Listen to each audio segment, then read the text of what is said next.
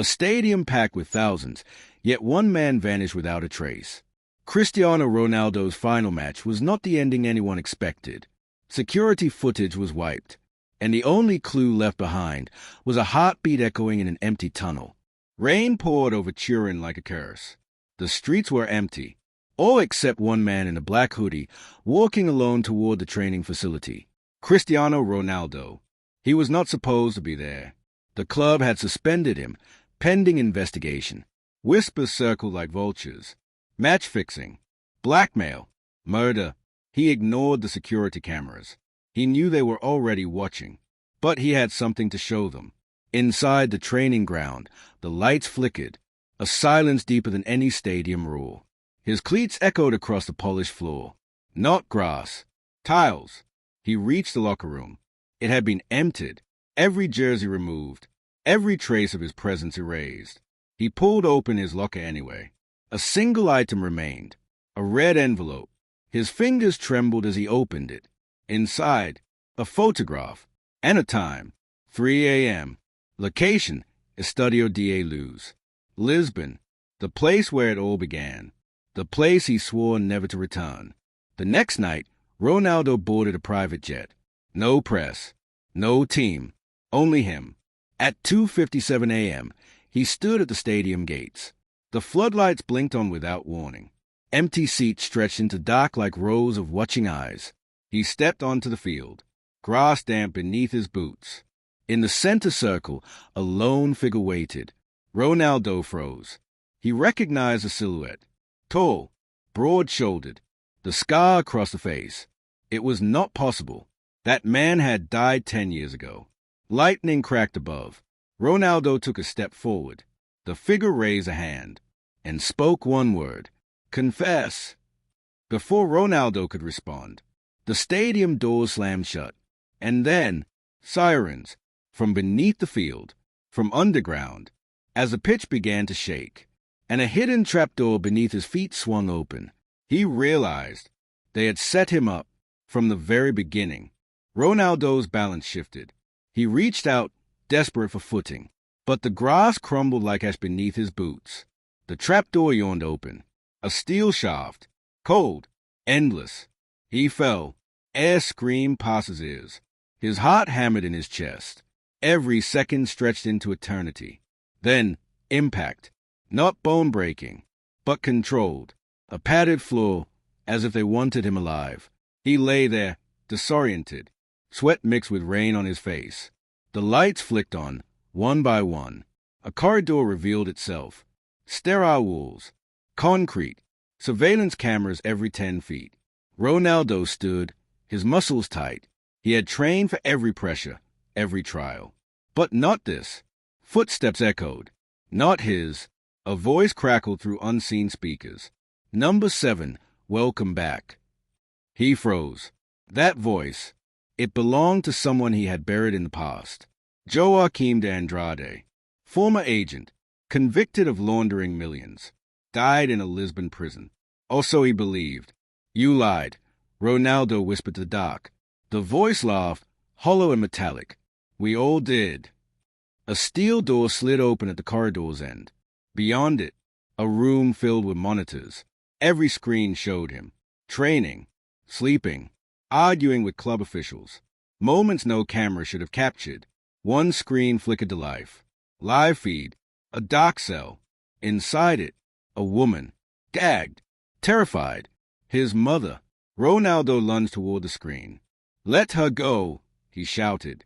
The voice returned. You have one match to win. He blinked. Match! Another door opened.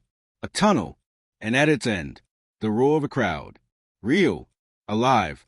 Somehow, he stepped forward, pulled by instinct. At the tunnel's exit, a stadium. But not any stadium. Old Trafford. The pitch glowed under the lights. Fans filled every seat, but their faces were blurred, as if censored by something unnatural. Across the pitch, an opposing team waited. 11 figures, no faces, identical uniforms, black and red, numbers scratched out. The referee blew a whistle. The game began. Ronaldo sprinted forward, but his body felt heavier. The ball slippery. The turf wrong. He passed no one. His teammates were gone. He was alone. The 11 figures moved in perfect synchrony. No hesitation. No emotion. He dodged, spun, struck the ball, only for it to bounce backward, defying physics. From the stands came a sound, not cheering, but chanting. A single phrase, over and over. Confess, confess, confess. He turned toward the crowd. Their faces were no longer blurred. They were his own, thousands of versions of Cristiano Ronaldo. Every age, every jersey, all chanting. Confess. He stumbled backward. The ball rolled toward him again. A note attached. He picked it up. The word scrawled in red ink. Your legacy or her life.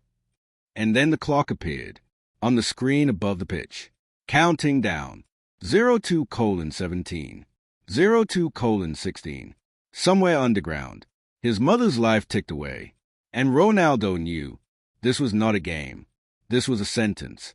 As the faceless defenders charged forward, as the lights dimmed, as the chant became a roar in his head, he took a breath and ran, not toward the goal, but straight into them. The impact came like thunder. The world spun sideways. And then, he was no longer on the field. He was strapped to a chair, metal, bolted to the floor.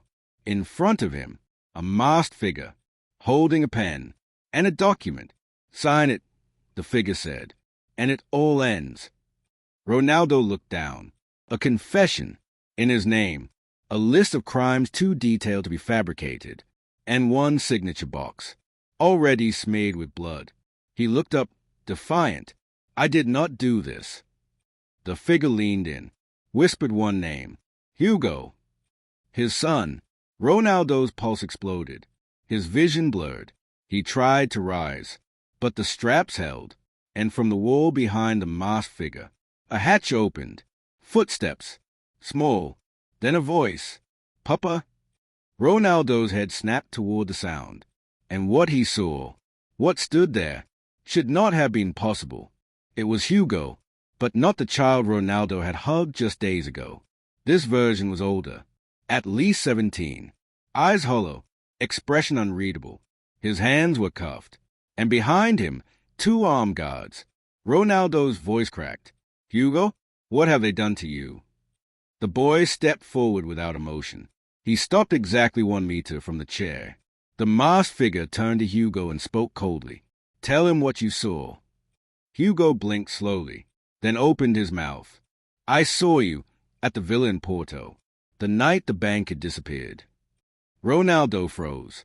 That night, the locked room, the van that drove off without headlights, the wine glass that was never his. You were with Uncle Tony. You said not to tell anyone. You told me it was a mistake. The masked figure slid the document closer. You trained your son well, but he remembers everything. Ronaldo stared at Hugo, searching for some sign. A tear, a flicker, anything. Nothing. Instead, Hugo looked directly into his father's eyes. You said to forget, but I never could. A monitor blinked on. Live footage. Police vans. Dozens of them. Coordinates flashed in the corner. Estadio de Luz. Authorities were closing in. The masked figure reached for a detonator. 1 finger on the trigger. Sign it, he said again, or this ends with flames. Suddenly, the lights cut out. Total blackout. Screams echoed from the hallway. Gunfire. The buzz of short-circuiting wires. A strobe of emergency red lit the room in bursts. The masked man turned. The guards raised weapons. And Hugo, he moved. With uncanny speed, he grabbed a key from the masked figure's belt, threw it to Ronaldo. Now, Papa! Ronaldo caught it midair. His fingers, bloody from restraint, struggled to unlock the first shackle. 1, then the other. Another flash. A bullet shattered the monitor. Smoke filled the chamber. The masked figure vanished into the haze. Ronaldo stood, free, but only barely. His knees buckled from tension. Hugo ran to him. No cuffs. No fear now. You have to see it, the boy said. See what? Hugo pointed toward the back wall. where a section had slid open. Another hallway, this one lined with glass. Behind each panel, rooms. Each room held someone Ronaldo recognized. A coach, a teammate, a former rival. Some weeping, some banging on the glass. All prisoners, each labeled with a word. Liar, thief, traitor. And under one panel, Cristiano's own name. But that chamber was empty, because he had never belonged to any single role. He had been all of them, and yet he knew this was not memory. This was not metaphor. These were real. This place was real. A vault of truth, kept far below the world stage. From the far end of the glass corridor, a door opened, flooded in white light.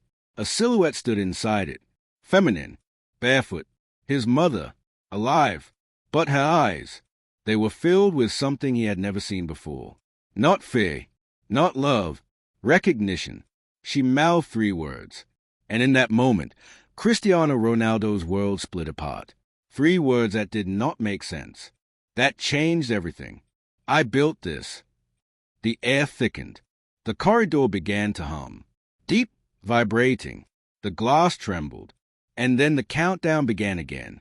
01:00, 00:59, 00:58. Hugo turned to his father, trembling. What is this place, Papa? Ronaldo could not answer. He looked at his mother, then at the detonator on the ground. Lights above flickered. A voice returned. This time, his own voice. From a decade ago. Whatever it takes. I will never lose. The corridor locked shut. No way back. Only forward. And somewhere behind the walls, the 11 faceless players were warming up again. Waiting. Smiling. Because he had not escaped. He had entered level 2. The moment the phrase level 2 echoed through the corridor, the air turned colder. Not just in temperature, but in meaning. The corridor light shifted to blue. A low-frequency pulse throbbed through the walls. Every few seconds, it seemed to sync with Ronaldo's heartbeat. His mother stood motionless in the glowing doorway. Hugo gripped Ronaldo's arm tightly. Neither of them spoke, until the corridor behind them sealed shut. Locks thudded in place. The kind that do not reopen. The only path left was forward. Ronaldo took a step, then another, each one heavier than the last. Hugo followed, silent. The woman, his mother, retreated slowly into the white room beyond. Inside, the walls were not concrete. They were glass. Behind the panels, memories played. Not on screens, but as full 3D projections. Moments from Ronaldo's life. Reconstructed in haunting detail. There was one of him at age 9, scoring his first goal for Nazionale. But in this version, the ball deflated as it hit the net. The crowd booed. Another, him signing with Manchester United. But Sir Alex Ferguson's face was replaced with a masked figure, handing him a pen dripping in ink or blood, each memory twisted, corrupted, rewritten. What is this? Hugo whispered. Before Ronaldo could answer, a voice filled the room again. Not robotic, not his own, but hers, his mother's. You were never supposed to make it this far. She stepped to the center of the room, removed the shawl from her shoulders. Underneath, a suit of cables, metallic threads running into her skin. Ronaldo staggered. Who are you? I am Maria Dolores. And I am not. I was your guide. I was your protection. But I was also your handler. He shook his head. No, you raised me. You. She stepped closer. Tears welled in her eyes, but her face remained stern. I raised a legend, not a son. Ronaldo's stomach turned. What are you saying? Maria reached into a wall and pulled out a file. Thin, worn, labeled CR7 Primary Simulation Node. She opened it. Inside, a birth certificate. His. Next to it, a second one. Identical, except for one detail. Subject, Clone 17. Authorization, Project LUZ. Hugo backed away slowly. Clone. Ronaldo stared at the documents. Frozen. Breathless. You were the 17th, she said quietly. the only one who survived full cognitive imprinting. The others failed. Some broke. Some turned violent. But you thrived. A screen flickered on. A secret laboratory. Tanks. Rows of human-like figures suspended in liquid. Some bearing his face. Some half-formed. You mean, he gasped, I was created. Engineered. Her voice cracked. Designed for perfection. Tested in pain. Rewarded in victory.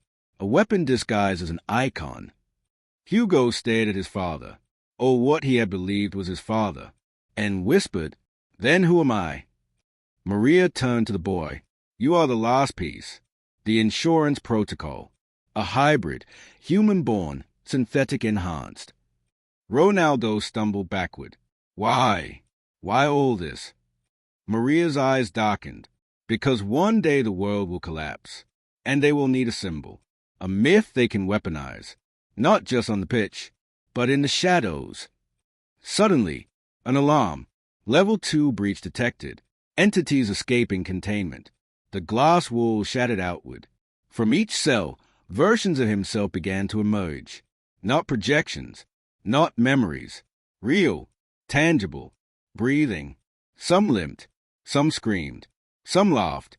One, the one labeled CR7-03, was foaming at the mouth, muscles twitching with rage. Another, CR7-11, sprinted directly toward him, eyes locked, whispering, "You do not deserve to be the chosen." Hugo screamed. Ronaldo pushed him behind. He turned to Maria. "Tell me how to stop this." But she was already fading, the cables in her suit sparking violently, her skin pale. "Your final test is not survival." She smiled faintly. "It is sacrifice." Then she collapsed, unmoving. The clones closed in, 6 of them, 7, 12, and the clock above began counting again. But this time, backwards from 17. 17 clones, 17 seconds, 1 truth left. And Ronaldo, broken and breathless, looked down at the detonator in his hand. He had one choice. Press it and erase the experiment. All of them, including Hugo, including himself. Or drop it and risk everything escaping. 00:13, 00:12, 00:11. Hugo shouted, "Papa, please." The clones lunged, and Ronaldo closed his eyes, and then opened them. He was standing in a hospital, sunlight pouring through the windows, a nurse smiling, a bowl at his feet, his mother sitting in a chair, reading a newspaper. No cables, no chute. Was it over, or had it just begun? A whisper echoed through the room, but no one else heard it. "Welcome to Level 3. Ronaldo's eyes darted around the hospital room.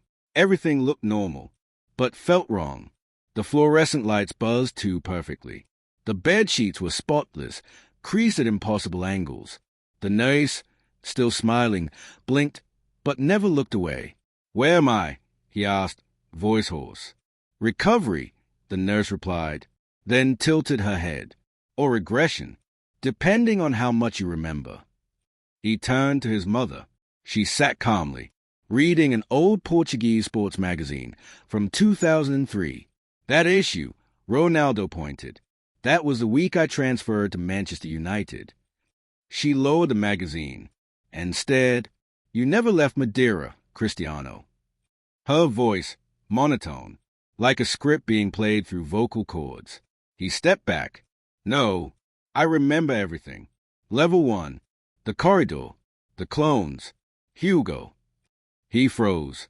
Where was Hugo? He scanned the room. No boy, no sound, only silence. Then a chime.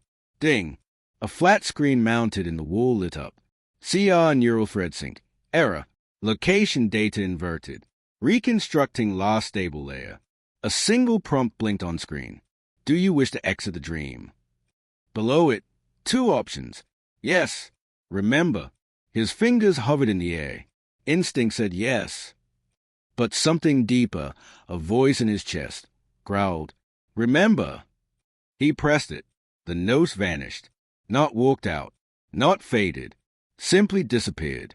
The room's walls turned translucent, and behind them, gears, wires, machines rotating on invisible logic. His mother dissolved next. The magazine crumpled in mid-air, burned from the edges inward. He was alone again, in a box of mirrors. Every wall showed a version of him, bleeding, smiling, crying, kneeling, killing. One image stepped forward, out of the glass. A Ronaldo in a suit, charcoal black, no jersey, no emotion. I am what they will become if you do nothing. Ronaldo spoke, voice trembling with clarity. Where is my son? The suited figure smiled coldly. You never had one. We gave you that memory. No, that is not true. Truth does not matter here, he said. Only the story. Suddenly the figure split into 3, then into 6, then into 17, each holding a different object. A trophy, a gun, a key, a rosary, a microchip, and one held Hugo's shoe, the real one, worn, still wet with rain. Ronaldo's knees buckled. Why? He whispered. The one holding the chip stepped forward. Because greatness is not found. He raised the chip. It is installed. The mirrored room shattered. And now, he stood in a theater. A grand one. Ornate ceiling. Red velvet seats. Stage lights glowing. And on the stage, a film began to play. It was his life, but not how he remembered it. Each victory staged. Each goal slowed down, enhanced with subtle distortions. Whispers behind every cheer. Silent figures watching from the stands. Data coded into the netting every time he scored. He turned away, only to see an audience now fill the seats. Every person wore a Ronaldo mask. Smiling, one by one, they clapped, in perfect rhythm. Clap, clap, clap, then silence. From the front row, a single figure stood up, a child. It was Hugo, but pale, eyes red from tears. A thin wire trailing from the base of his skull. Papa. His voice echoed through the theater. I remembered too much. He stepped forward. The stage beneath his feet cracked. I tried to stay with you. They rewrote me, reinstalled me, but something stayed. My name, your name. He raised his hands. And suddenly, Ronaldo felt his skin burning. He looked down, circuits glowing beneath his flesh, numbers scrolling up his arms. The scoreboard in the corner flashed to life. CR7-17, corrupted. Core memory breach, irreversible. The masked audience stood as one, and in unison, pointed, shut him down. The floor trembled. The theater folded in on itself, not collapsing, but reprogramming. Lines of code replaced seats. The curtains dissolved into binary. And then, a final door appeared center stage. Unlabeled. Steel. Locked. Hugo reached into his chest and pulled something glowing. A fragment of something real. Take this, he said. It is the only part they could not duplicate. Ronaldo reached. Their hands touched. And the moment he grabbed it, every light in the world went out. Every clone screamed. Every camera shut off. Every simulation paused. And something woke up. Something older. Something watching. From beneath all the layers. From outside the game. The architect leaned forward and whispered his first words in 17 years. Begin level 4. The word begin level 4 did not echo. They pierced, like a signal cutting through a frequency no human should ever hear. Ronaldo dropped the glowing fragment Hugo had given him. It hit the ground silently and vanished. The stage disintegrated. No explosion. No smoke. Just unmade. Ronaldo was suspended now. No floor beneath. No ceiling above. Surrounded by swirling data. Numbers that bled. Code that pulsed like veins. A deep hum rose from nowhere, like the entire structure of reality groaning under pressure. Then, something stepped forward from the black. Not a person. Not a clone. A shape. Vast. Shifting. Wearing a suit of mirrored surfaces. Each panel reflecting a version of Ronaldo. The boy. The legend. The prisoner. The killer, the architect. You were never meant to wake, it said. Its voice was not male or female. It was composite, a chorus of the people Ronaldo had trusted. His mother, Sir Alex, Tony, even Hugo. What are you? Ronaldo asked. The architect tilted its head.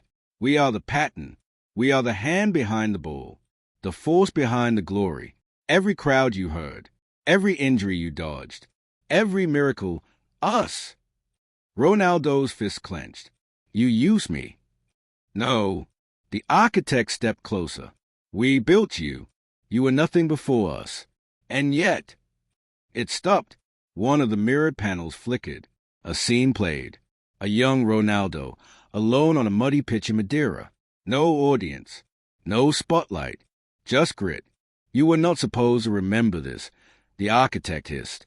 The projection glitched, fighting to stay alive. Rain. Mud. A crooked goal. Ronaldo fell. Scraped his knee. Cried.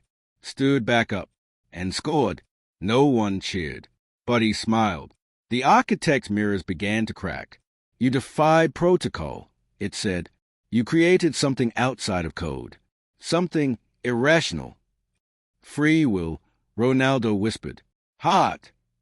The architect trembled. Its voice broke. No, there's no room for that in a perfect simulation. Suddenly, the world around them shifted.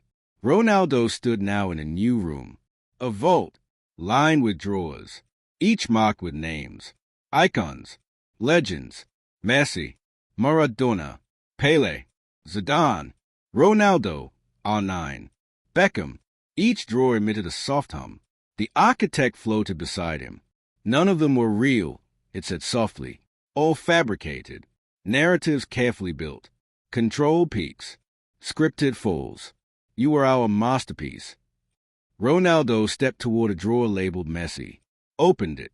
Inside, a pulsing orb, glowing with coded memories. Every goal, every assist, every tear. All scripted, all artificial. He looked to his own drawer. It glowed differently, flickering between stability and chaos. You broke pattern, said the architect. Your emotions were too strong. They infected the others, even Hugo. Suddenly, a tremor rocked the vault. Sparks flew from the ceiling. A warning blared. Level 4 breach. Subject has achieved cross-mimetic awareness. Ronaldo grabbed the edge of his drawer, pulled it open. Inside, not a glowing orb, but a mirror. He stared into it and saw himself, the original, the one before the simulations, before the fame, the boy who ran for hours alone, who dribbled between rocks, who cried when he missed, who never gave up. The real Cristiano. Tears filled his eyes. Not code, not script. Real. The architect screamed, "Stop this. You will unravel everything." And in that moment, the vault doors burst open. Hugo, blooded, shaking, eyes fierce. He carried something. A device, half human, half machine, made from the glowing fragment he had given his father. "Papa," he said, "I know how to end this." Ronaldo turned. The architect lunged. Its mirrored skin peeled back, revealing wires, tentacles, mouths filled with data. But Ronaldo did not run.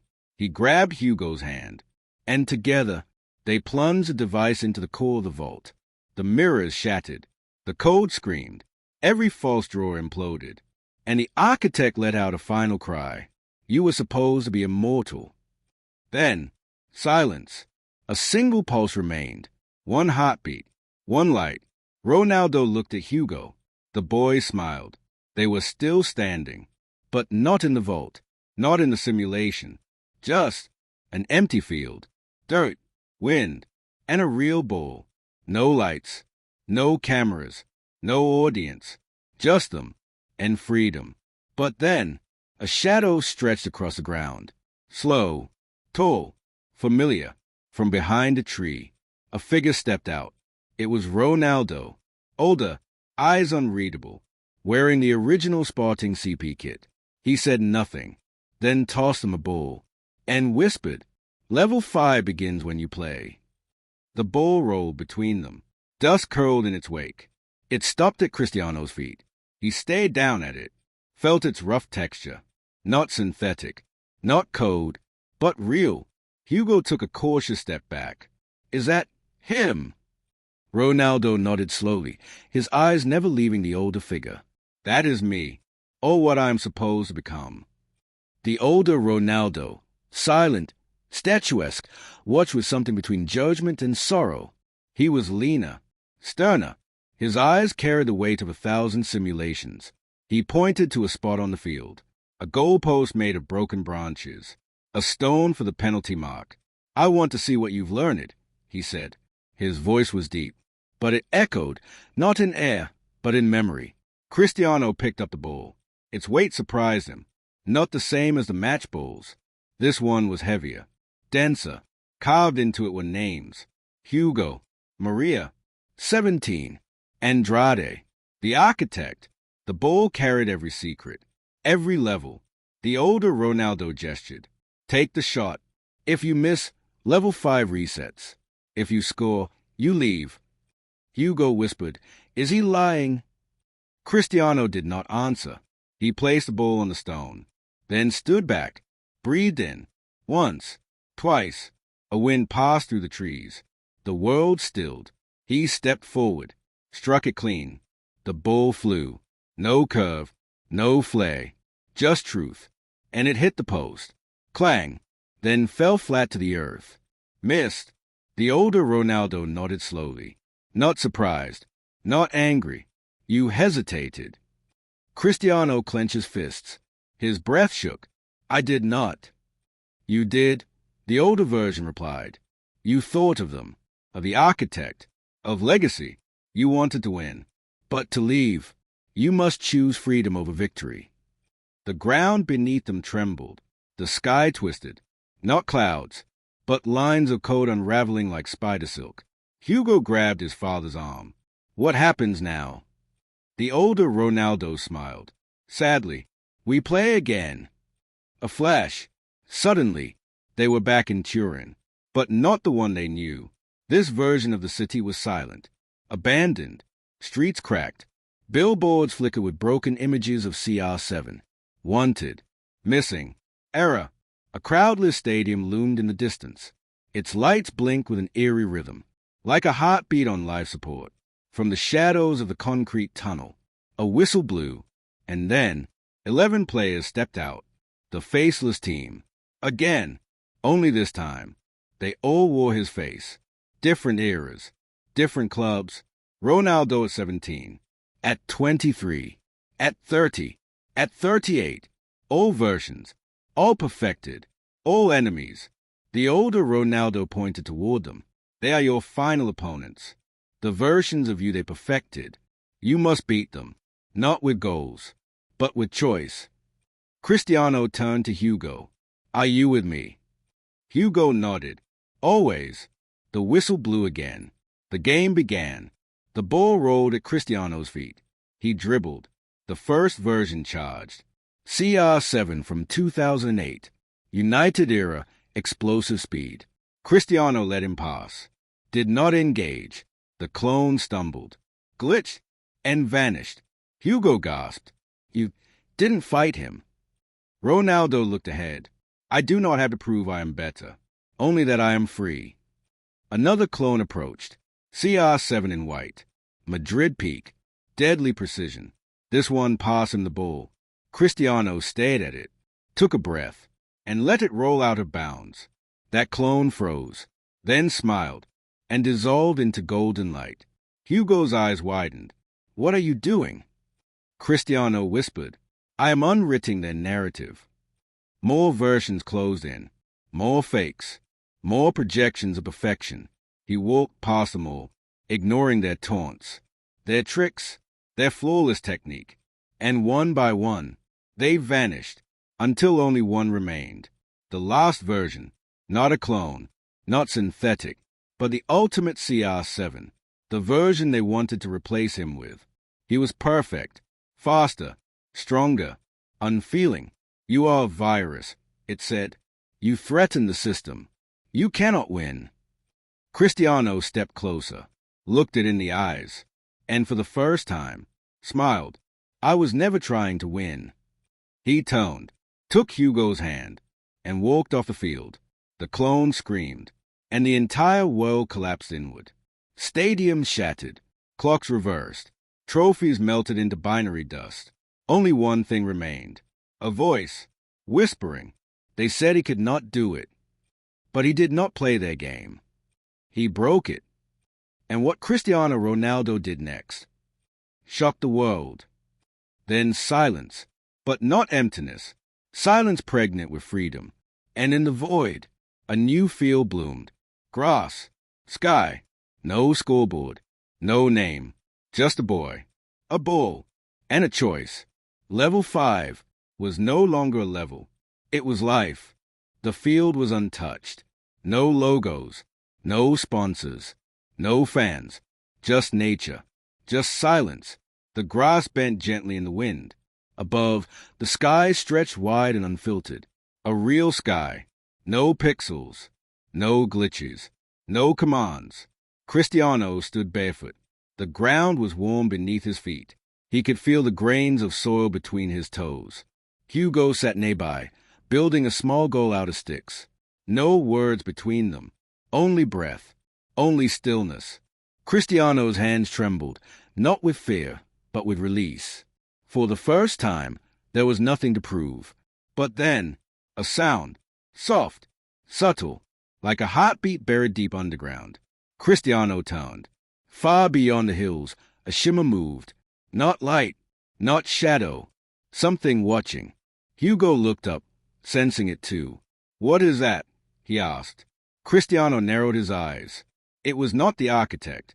It was not a clone. It was not even digital. It was older, deeper, the original code base.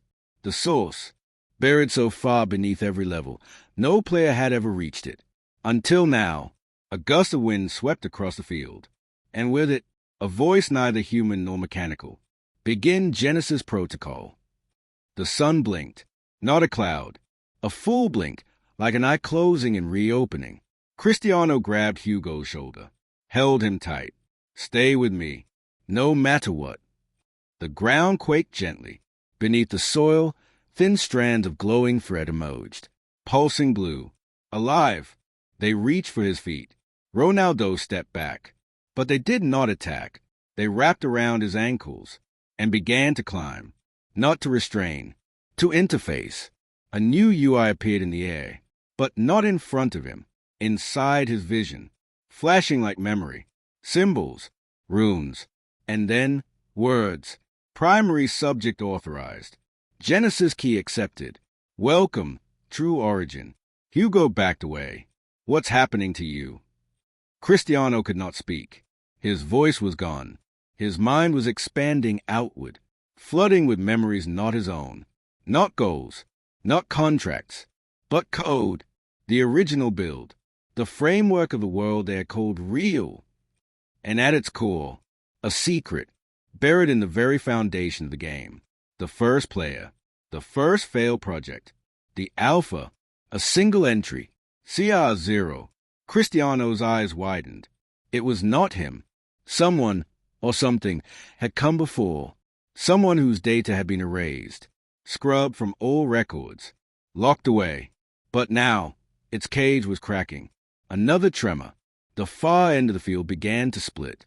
From beneath, black mist poured out, dense and cold. A figure rose. No skin, no name. Only a silhouette formed of fragmented memory. And in its chest, the number 0 burned. Cristiano stepped forward, trembling. He could feel it. This was not just an adversary. It was a beginning. The alpha, the failed prototype they built him from. The one who remembered everything.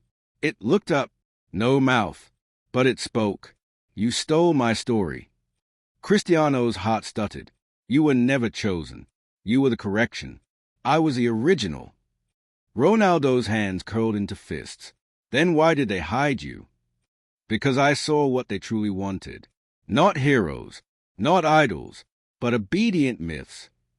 The black mist thickened. The field began to decay. pixels melting at the edges. Hugo clung to Ronaldo's side. "We need to leave." But Cristiano stood still, staring down the Alpha, remembering the words that had haunted him since the beginning. They said he could not do it. He stepped forward. "No, they said you could not do it. So they made me, but I am done being made." The Alpha screamed. Not a sound. A storm of corrupted memory. Images poured from it. Cameras, contracts, blood, fans screaming, pitches burning, the faces of all the others before him, the failures. It charged. Cristiano braced, but he did not run. He did not fight. He did what none of the others had ever done. He embraced it, wrapped his arms around the Alpha, and whispered, "I see you." The Alpha froze. For the first time, it trembled. No one had ever looked at it. Not as a threat, not as a weapon, but as a person. The mist slowed, then stopped. The figure faded, not in pain, but in peace. And as it vanished, a single line etched into the sky above, "Welcome to Level 0." The ground shifted beneath Cristiano's feet. Hugo looked up, confused. What now? Cristiano looked down at his hands. They were no longer bound by light, no longer wired into anything. Just hands. Strong, flawed, free. He smiled and turned to his son. "We start again." A new pitch grew around them. Not perfect, not programmed. Just earth and a ball. And for the first time in all the levels, no scoreboard, no audience, no destiny, only choice. And as Cristiano placed the ball at the center, a single voice echoed softly, almost lost in the wind. "Play." To be continued. The moment Cristiano embraced the Alpha, the storm of corrupted memory slowed, and then stopped. The mist, once violent and suffocating, began to dissolve. Each particle faded like a breath released after years held in. The Alpha, his silent twin, his shadow, looked up at him with something unexpected. Relief. Its form began to unravel, not in agony, but in grace. From within its dark frame, a light emerged, faint at first, like a buried spark, then brighter, expanding outward, until both figures, Cristiano and the Alpha, stood in its center. In that light, memories came rushing back, but not just his own. The memories of every version, every clone, every failed prototype, every cry from a cage. He saw their pain, their silence, their stolen dreams, and with each truth revealed, the system that had imprisoned them cracked. Somewhere beyond the light, Hugo called out, "Papa." Cristiano turned. Hugo's small silhouette stood at the edge of the horizon, tears in his eyes, hands reaching forward. Cristiano stepped toward him, and the Alpha, with what remained of its voice, spoke one final truth. "You were never a mistake. You were the reminder." Cristiano reached back, held the Alpha's hand for one last second. "Rest now," he whispered. "Your pain ends with me." The Alpha faded, gone, but not erased. Finally remembered, Cristiano ran, through the dissolving light, across the collapsing field, into Hugo's arms, and as they embraced, the world around them reformed. Not the sterile simulations, not the artificial pitch, but a small home, in Madeira, where everything began. He looked around. No cameras, no fans, no cheers, just his mother, real, aged, warm, waiting at the door. And Hugo, whole, alive, free. Cristiano sat in silence for a long time that night, watched the stars blink without pattern, not coded, not programmed, just there, for the first time in his life. He was not an icon, not a product, not an experiment. He was human. He had made mistakes, carried secrets, but he chose truth, chose love. The truth was never that he could not do it. The real truth was that they were afraid he would. And he did. He broke the machine. He buried the lie. He remembered who he was. And in doing so, he gave others the courage to do the same. Because perfection is not what makes someone great. What makes someone great is refusing to surrender your soul to those who believe they own it. Cristiano Ronaldo finally slept that night. Not as a legend, not as a simulation, but as a father, as a son, as himself. And that was enough.